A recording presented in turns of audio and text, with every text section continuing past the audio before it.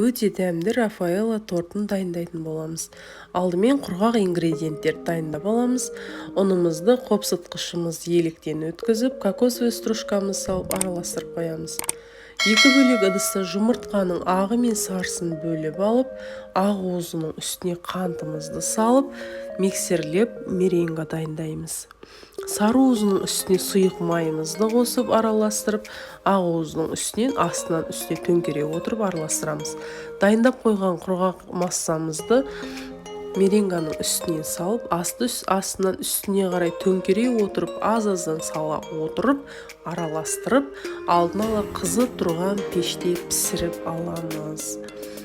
Дайын болған бисквитімізді суытуға жібереміз. Суығаннан кейін барып 3 бөлікке бөліп аламыз. Тортымыздың кремін дайындаймыз. Ол үшін творожный сырға сгущенное молоконы қосып миксерлейтін боламыз. Бір келкі болғаннан соң сливкиді қосып қоюланғанша және араластырамыз.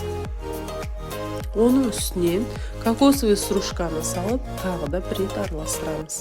Креміміз дайын. Тортымызды жинаймыз. 3 бөлікке бөлінген әрқайсы қабатқа крем жағып шығып, тоңазытқышқа 3-4 сағатқа крем сіңгенше қоямыз.